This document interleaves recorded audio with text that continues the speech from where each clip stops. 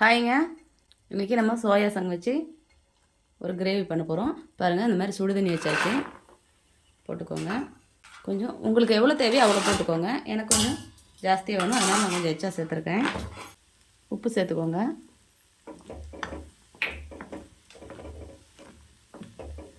கொஞ்சம் நல்லா உப்பி வரட்டும். பாருங்கள், இந்த மாதிரி நல்லா பொங்கி வரும்போது அடுப்பு ஆஃப் பண்ணிக்கலாம். இது நல்லா வடித்து எடுத்துக்கலாம். இந்த மாதிரி வடித்து எடுத்துகிட்டு நல்லா பச்சை தண்ணி ஊற்றி நல்லா புளிஞ்சு எடுத்துக்கோங்க. இதுக்கு நம்ம ஒரு கிரேவி மாதிரி செய்கிறதுக்கு தேவையான பொருள் பார்த்துக்கலாம். கொஞ்சமாக தனியா எடுத்துருக்கிறேன், 3 மிளகா எடுத்துருக்கிறேன், மிளகு, கொஞ்சமாக ஜீரகம், கொஞ்சமாக சோம்பு எடுத்துருக்கேன், பட்டை கிராம்பு எடுத்துருக்கேன், 2 காஷ்மீரி மிளகா எடுத்துருக்கேன், கொஞ்சமாக கருவேப்பிலை எடுத்துருக்கேன். இதை நல்லா வறுத்துக்கலாம். இதில் ஒரு மராட்டி மொக்கு, ஒரு அன்னாச்சி மொக்கு, கொஞ்சமாக கசகசா சேர்த்துக்கலாம். பாருங்கள், இந்த மாதிரி வறுத்தோடி தான் கசகசா சேர்க்கணும். நீங்கள் முன்னாடியே சேர்த்துட்டிங்கன்னா கரிஞ்சிரும். இதை இப்போ ஒரு பிளேட்டில் கொட்டி ஆற வச்சுக்கலாம். பாருங்கள், இந்த மாதிரி வெடித்து வருது. இந்த புளிஞ்சு வச்சதெல்லாம் இதில் போட்டுக்கலாம்.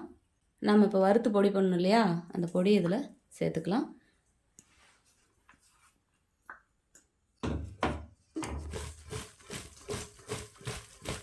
இந்த மாதிரி கலந்து விட்டுக்கோங்க. பாருங்கள், இந்த மாதிரி நல்லா கலந்து அப்படியே மூடி வச்சிடலாம். கடாயை வச்சாச்சு. எண்ணெய் சேர்த்துக்கலாம். கொஞ்சமாக சோம்பு சேர்த்துக்கலாம். சின்ன வெங்காயம் சேர்த்துக்கலாம்.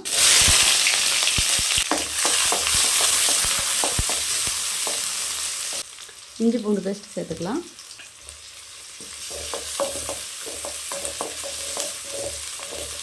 இஞ்சி பூண்டு நைஸாக அரைக்க வேண்டாம், நல்லா தட்டி சேருங்க. அப்போ தான் தட்டி போட்டால் தான் நல்லாயிருக்கும். அந்த இது நீங்கள் நைஸாக அரைச்சிட்டிங்கன்னா அது எதுவுமே டேஸ்ட்டு தெரியாது, வாசம் மட்டும்தான் இருக்கும். பாருங்கள், சின்ன பீஸ் தேங்காய் அரை மூடியில் நான் பாதி தான் எடுத்துருக்கேன். இதை நம்ம இப்போ அரைச்சி எடுத்துகிட்டு வந்துடலாம். கொத்தமல்லி தூள் கொஞ்சம் சேர்த்துக்கலாம். சும்மா ஒரு அரை டீஸ்பூன் தான் நான் சேர்த்துருக்கேன். நான் கம்மியாக எடுத்துருக்கேன், அதனால் அதுக்கு தகுந்த சேர்த்துருக்கேன். வரமிளகாத்தூள் சேர்த்துக்கலாம். மஞ்சள் சேர்த்துக்கலாம். தேவையான அளவு உப்பு எடுத்துக்கோங்க. ஒரே ஒரு தக்காளி இந்த மாதிரி எடுத்து நல்லா அப்படி புளிஞ்சு விட்டுக்கோங்க.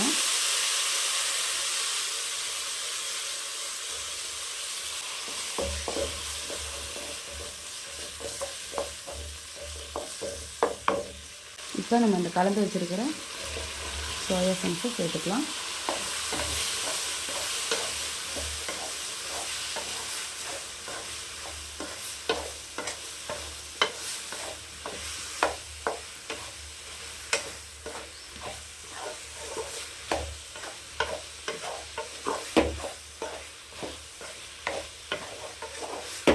கொஞ்சம் தண்ணி சேர்த்துக்கலாம். அரைச்சி வச்சு தேங்காய் சேர்த்துக்கலாம். இது கூட இன்னும் கொஞ்சம் தண்ணி கலந்துக்கலாம்.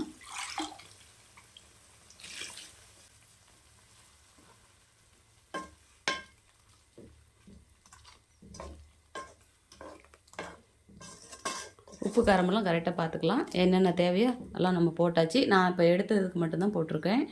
நான் நீங்கள் அதிகமாக எடுத்துக்கிட்டிங்கன்னா அதுக்கு தகுந்த மாதிரி நீங்கள் சேர்த்துக்கணும். கொதி வரட்டும். இது கூட நம்ம கொஞ்சமாக மட்டன் மசாலா சேர்த்துக்கலாம்.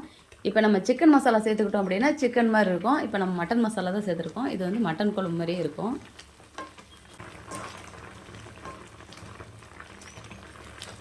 கருவேப்பிலை சேர்த்துக்கலாம்.